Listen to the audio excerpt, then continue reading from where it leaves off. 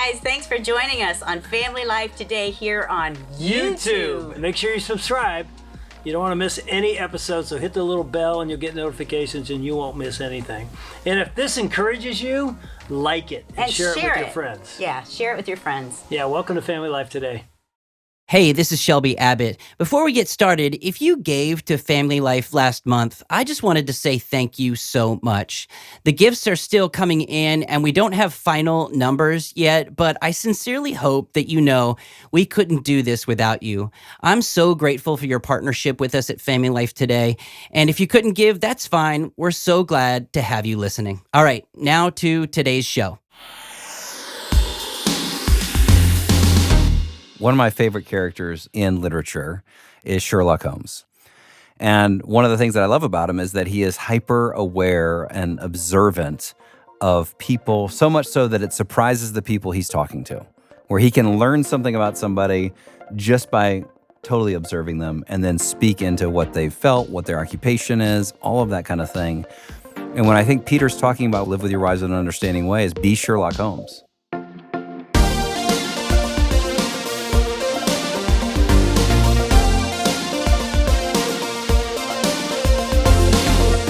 Welcome to Family Life Today, where we want to help you pursue the relationships that matter most. I'm Dave Wilson. And I'm Ann Wilson. And you can find us at FamilyLifeToday.com or on the Family Life app.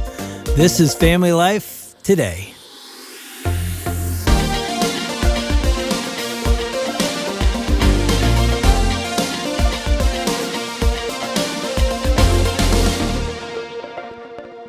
All right, we've got the Family Life Podcast Network hosts in the studio today, and they won't stop talking. I'm trying to start this show, and you guys are just talking. You'd think they'd have their own podcast or something. Yeah, they should have their own podcast. Actually, something. they do, and some of you don't even know what it is. And today, you're going to meet these three guys. You're going to hear clips from them, and then we're going to make comments about their show. You're going to love this because you're going to think, I need to start listening to these podcasts. Yeah, we should do a little Name That podcast and the host. So we got Married with Benefits is who?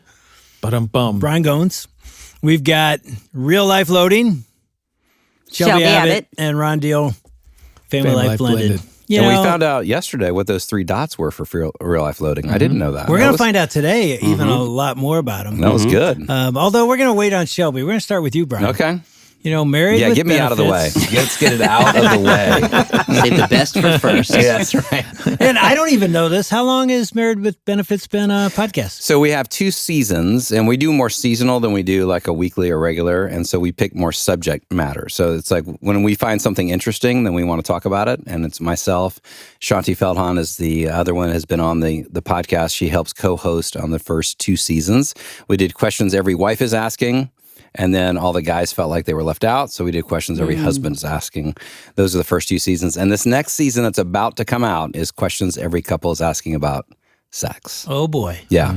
You're going there. We're going there. We've got some great material and what I love about it, it's really science matching up with scripture. And everything that God has revealed, it all gets backed up by the social sciences. That's why we have Shanti and also we're having Dr. Michael Seitzma, who you've had on the show before as well. It's going to be good. It's going to be good. We're excited about it. So we're going to listen to a clip from season 2 of Married with Benefits, and it's questions every husband is asking. From the podcast network at Family Life, this is Brian Goins, host of Married with Benefits, where we're committed to helping you love the one you're with and discover all the benefits that came with saying I do. This entire season, I've been joined by Harvard-trained researcher and best-selling author Shanti Feldhahn as we've been answering questions every husband is asking, but they've just never gotten a straight answer for. And Shanti, it has been fun to sit down with you again and do this series. Yeah, I have loved being able to dig into some of these questions, man. We've had a verse that's kind of guided us this whole season, which is from 1 Peter 3:7, live with our wives in an understanding way. And one translation, I think it's the New American Standard Version, that says, for she is a woman. Which seems obvious, but I guess us guys need to be hit over the head with a 2x4 and just to know that she's different. She's not a man. She doesn't think like us. She doesn't feel like us. And we've been learning, it seems like every time we've gotten together, I feel like I've learned something new about my wife, and I've been married for over 20 years, and yet I'm going, oh yeah, she processes different, feels different, and I need to be a student of her. And I think this question especially really gets to the heart of this verse. Hi, I'm Bruce. I've been married for 7 years, and my question is, why does my wife expect me to read her mind? I can see why a guy would be a little confused by that. Mm-hmm. Yeah. And so, Shanti, where have you found this to be an expectation? Do you feel like wives have the same expectation? Like, yeah, my husband should read my mind.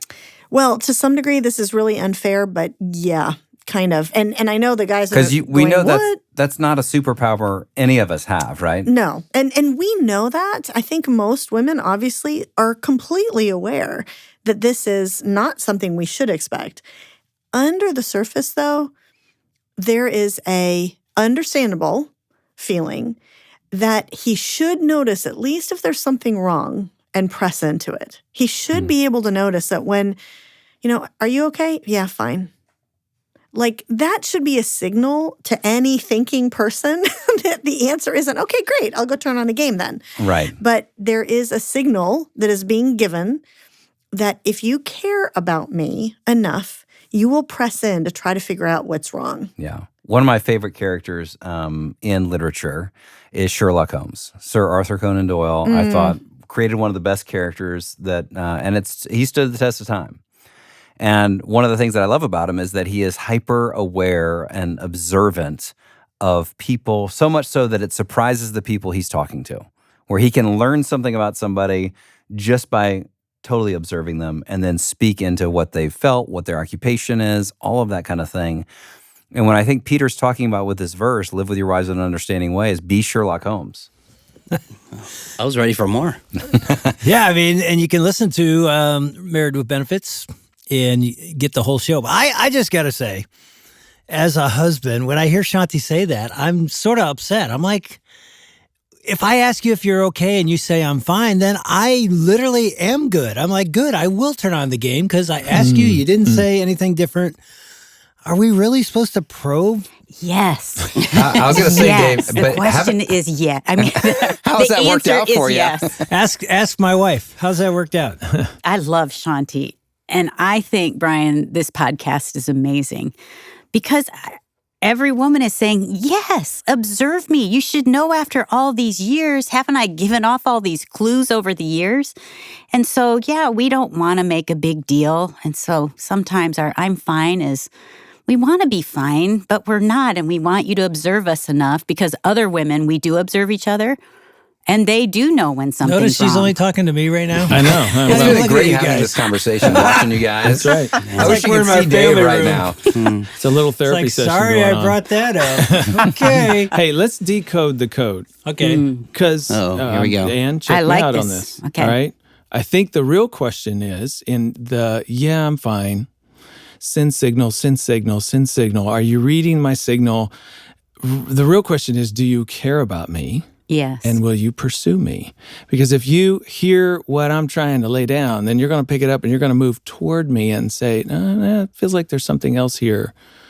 What's going on? What are you feeling? And it's the pursuit of you that feels like care and love. Totally. Yeah. So that's at the heart of it. Like, that's what it's about. And I want to add here, as a guy, speaking as a man, part of my struggle, Dave, I can identify with you a little bit. Glad is somebody here. that feels a little deceptive almost to me. Yeah, It almost yeah. feels like, well, of course I care for you. Of course I love you. And I expressed that in lots of ways. Why is that in question again? Like, that's a little baffling for me. But I finally just resolved within myself one day as a husband that while it doesn't make sense to me, that's not the point for her. Like, it doesn't matter what I think. What matters in that moment is what matters to her. And we don't want to be needy. We want to be fine. And so we want to say, yeah, I'm fine. But I think you're right, Ron, that pursuit of us. You want to feel We're significant. asking, like, do you love me enough to pursue what's going on in my life? Yeah. And I think that's the deeper question. Well, and I think 1 Peter doesn't say, help your wives understand you. It says, good. live with your wives in an understanding way. And one of the best things that came out of that podcast was something that our executive producer, Jim Mitchell, he was also on that podcast, and he talked about the difference between being curious and asking questions. Because I think for me as a husband, I can hear that episode and I go, I'm just going to ask my wife, well, how does that make you feel? And I kind of get into a rote of just asking my 3 or 4 questions versus am I seriously curious about how she's doing and what's going on in her mind and what's going on in her heart. And I think that distinction was hugely helpful to go, am I a curious person? Am I a curious spouse? And our deepest fear is that we're not interesting enough and everything else is more interesting than us. Yeah. You know, one of the things as I think about the Family Life blended audience, if you have been through an experience in a relationship where you were not significant, where you were unimportant, where other things kind of got in the way and maybe your relationship came to an end, and here you now find yourself in a new blended family marriage, you're really asking, am I significant? So it's sort of like the same question, but now it has much bigger implications for her. So for that husband in that marriage situation to really tune in and go, wait a minute, I need to pursue just to affirm her significance to me, if nothing else. That's really important as you're trying to merge these new relationships within this complex blended family. Yeah, and you know, if I've learned anything, the agony, but the beauty is it never ends. It isn't pursue her on day one. Yeah. She wants to be pursued every single day for us, 42 years. Amen. Am I right? Yes. Yeah. Yes. And that's beautiful. We all do. I mean, it's work, but it's actually awesome if we love her. That's why he asked that question. Do you want us to read your mind? Yes. Pursue me, pursue and me, it's pursue the me, keep beauty pursuing of me. God pursuing us continually. And you mentioned that's impossible, or somebody mentioned that was impossible. And like, kind of when you think about the Christian life, it is impossible. The Christian life is impossible. That's why we need God. We need the Holy Spirit. And I thought about this from Psalm 51, verse 16. For you will not delight in sacrifice, or I would give it. You will not be pleased with a burnt offering. The sacrifices of God are a broken spirit, a broken and contrite heart. O God, you will not despise. So what does that say? God doesn't want empty religion, and wives don't want empty religion either. They don't want the 3 or 4 questions. They want the heart. They want the contrite heart, a heart that's humble, that approaches not with routine, uniform things to check off boxes, which is always the temptation, I think, of a typical male. They want the real connection. And when the real connection happens, then the duties kind of fall into place afterward as a result of the already existing connection, which reminds me of the gospel. The gospel is not about doing stuff in order to get a relationship with God. It's about an already existing relationship with God that transforms your heart, and therefore you do the things as a result of what you already have. Shelby, Bam. look at you understanding women. Man. Yes. Hardly. Women, I'm trying with one woman specifically, and it's going okay. Well, Shelby, you've got the mic, and you just laid down some deep wisdom. Let's talk about real life loading. You know, it's a podcast for the next generation. Yeah, and these 3 dots. Yeah, we intentionally called it real life loading ... So like when you plug in your phone to your car, or you're seeing something load on your iPad or computer, you often see those 3 dots moving in sequence, and it implies that something's about to happen, but we haven't really gotten there yet. And so the dots are intentional in our title because it implies that we have not arrived. We're not there. We are very much in a state of loading. As we thought about how we could be intentional to keep the attention of an 18 to 28-year-old audience, we've divided up each show into different segments, different parts. One of those we wanted to play a clip from right now. It's called 3 Dots, 3 Thoughts. And now it's time for 3 Dots, 3 Thoughts on real life loading. This is where I share 3 simple ideas that could potentially change your life. They probably won't, but they could. Thought 1. Never brush your teeth in the shower. I have a friend who does this. I stayed over at his house one night, got up the next morning, used the shower, and I saw his toothbrush sitting there right next to his shampoo and body wash and razor and shaving cream, and I was like, ew. You should never place the utensils you use to clean the outside of your body in close proximity to the utensil you use to clean the inside of your mouth, especially in a context of like a humid and mold-friendly environment like a shower. So I was like, bro, why do you brush your teeth in the shower? And here was his answer. Ready? It saves time. It saves time? I don't know. Maybe I'm crazy on this one. Do you all do this? If so, hit me up and give me a better reason than it saves time. Thought 2. If you like sneakers as much as I do, one of the best investments you can make to keep your shoes looking crispy is a shoe cleaning kit. Obviously, right? You can find them anywhere online, and they usually include like a specific kind of soap, along with a few different kinds of brushes to use depending on the material your shoes are made from. So spend the $15 on a shoe cleaning kit, and you'll extend the life of your Jordan 1s. Thought 3. Read a chapter in Proverbs every day. I've been doing this for several years now, and it's one of the best ways to absorb truth and grow in wisdom from God's Word. In the Bible, the book of Proverbs has 31 chapters. So basically, whatever day of the month it is, I just read that chapter in Proverbs. So if it's like January 17th, I read Proverbs 17. And in general, I could read the entire book every single month. And now you can too. This has been 3 Dots, 3 Thoughts on Real Life Loading. All right, so we're putting segments like this into the show, and some people might go, why? That's pointless. And it's right in the middle? It's right in the middle Okay. of each show. And it won't be always 3 Dots, 3 Thoughts. It'll be sometimes other different stories or anecdotes or things like that that connect to the gospel. But in general, not only do you need to change things up and to keep the attention of a younger audience, but I did stand-up comedy for 4 years, so I get to flex those creative muscles in putting together different ideas for 3 Dots, 3 Thoughts. But I wanted to do something that would be attractive to a younger audience, that they might maybe not resonate with what we're talking about, or it might be a little bit too deep for them in the context of the show, but they want to hang around for something like that.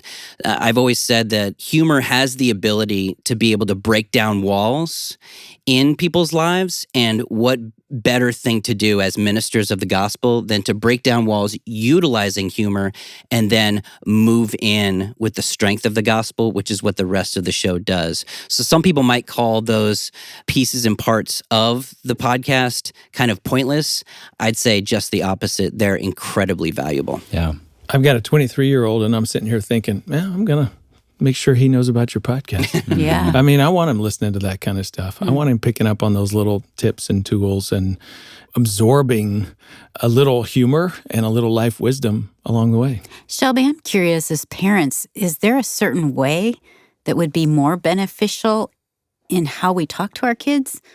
You know what I mean? Like you were talking earlier about how the attention span, like kids are just scrolling all the time. Mm-hmm. And as parents, I'm guessing that these long lectures probably are like really boring and they don't listen. Yeah, I think that in general, if we're, the show's called Real Life Loading, somewhat anxious, always authentic. And so the anxiety part that we communicate is like, hey, we're always in a process of not getting things absolutely correct. And we always want to be real about that. And so I'd say as parents talking to their kids about stuff, you could be honest with them and say that you don't know everything, even though we kind of pretend that we do all the time. We don't know everything, and we want to be intentional about communicating the good, the bad, the funny, the sad, all of those things in our lives. And I think that when we're authentic, when we highlight something with our kids and say, hey, this is important, don't kind of check out right now. I think if we have the backstory and the clout with our kids, that they go, I know mom and dad are not trying to just get me to do something. They've been honest about things, and that we've built that framework. Then when we say, hey, this is something to pay attention to, that they'll probably be more prone to listen in those moments. Good. And as a parent of kids, it just reminds me that if I haven't given them the toothbrush discussion about you don't brush your teeth in the shower. Great, Brian. That's good. I'm really walking away with going, it's time to have that conversation. It's Proverbs 32. Yeah. That's one more proverb. That's the talk. What do you do with your toothbrush? That was good. Yeah, I will ask this real quick. Are you trying to reach not just a Christian audience, unchurched audience? Because that would reach an unchurched audience. The way you did those 3 dots, I think a non-church going kid would go, that's funny. It's entertaining. And then you slip in Proverbs. And if I like you, I might go, hey, I'm going to check that out. I've never heard of a book called Proverbs. That's what I was thinking. The audience is primarily a Christian audience for sure. There's no question about that. But if people can get in the door by appreciating those kinds of things, I mean, I traveled of those 4 years, for 2 of those years in front of non-Christian audiences, doing comedy and trying to help people understand truth in the context of comedy for a primarily non-Christian audience, which was brutal. It was very difficult to do, but I would welcome anybody saying, hey, you should listen to this, because if anything, it might be funny and or interesting. I would love it if Christians who are listening to Real Life Loading would actually share it with their non-Christian friends. That would be a tremendous blessing. Yeah, I definitely would. That's good, especially for the toothbrush advice. All right, Ron Deal, we got Family Life Blended. And we're going to hear a clip from one of your shows, and then we get to talk about it. That's right. Let me set this up for you. One of the bold things I like to do every now and then is get more than one person on a podcast from the same family. So while we're talking to parents and step-parents primarily, I also want to talk to kids sometimes. In this particular interview, I interviewed a husband and wife, blended family couple, married later in life with adult children. So then we invited one of Terry Moss's kids to be on the program with us, and Carol, his wife's, one of her children to be on the program. So step siblings. That's right. We have step siblings, Brandon and Nina, on the program. And we were talking about what's it like to combine a family when everybody's an adult. Everybody knows what's going on. Everybody's got choices and decisions in their own lives and careers and things that are happening, while mom is marrying this guy and dad's marrying this woman. What's that like for you? And there was a moment in the interview where Nina is talking to her stepfather, Terry. He's listening. He's a part of the conversation. And she wanted to share some things with him about the influence he's had in her life. That's what we're listening to.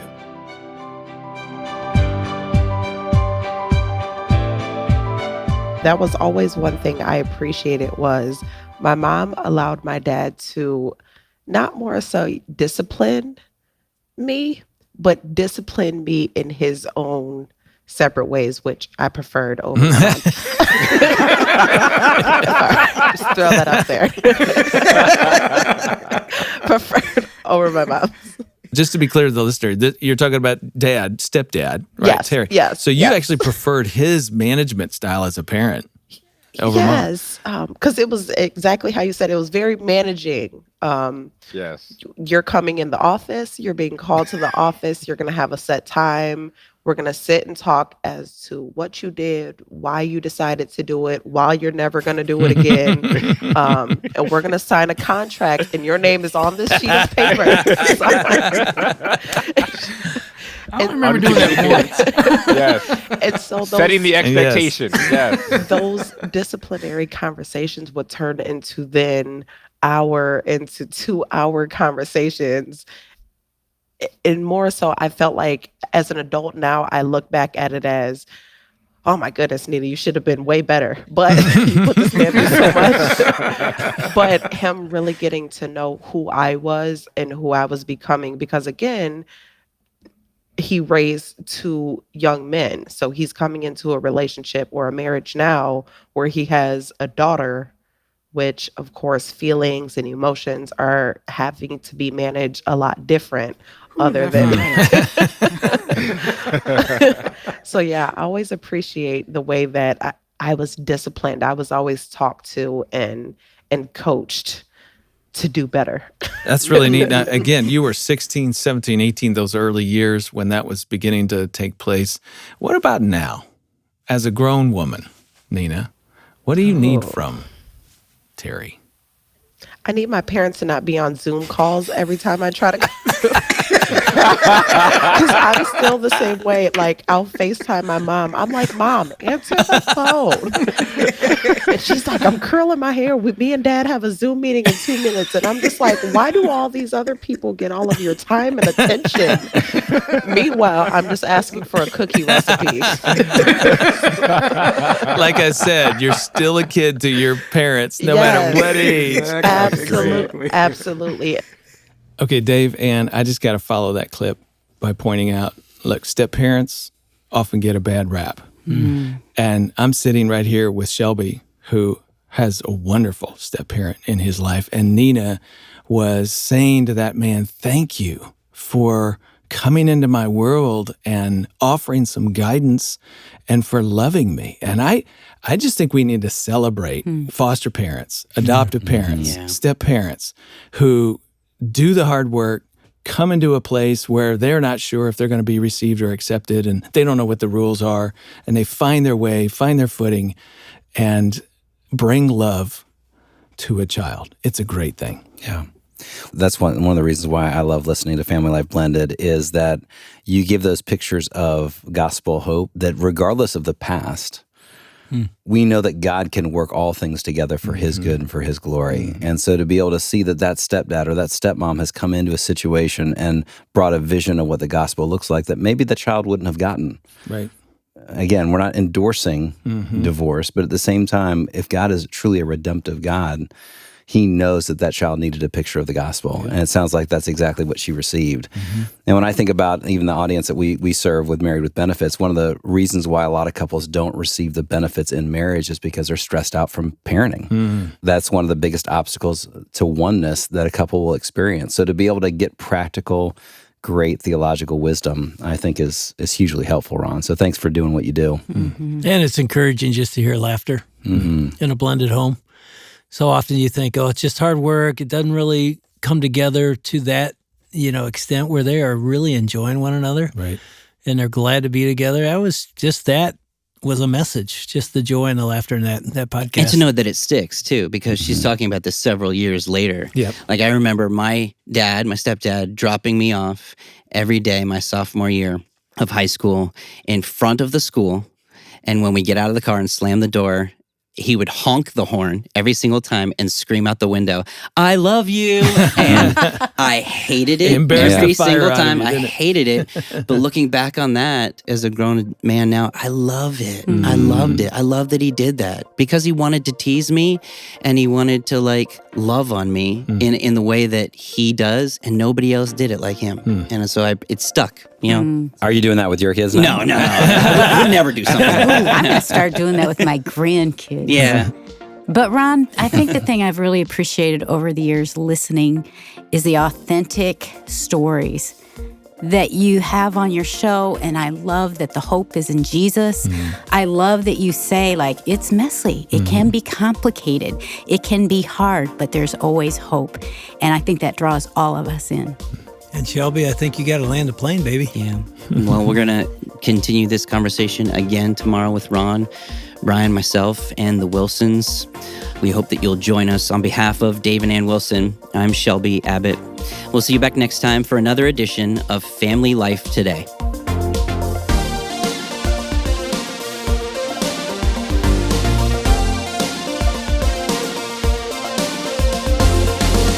Family Life Today is a production of Family Life, a crew ministry, helping you pursue the relationships that matter most.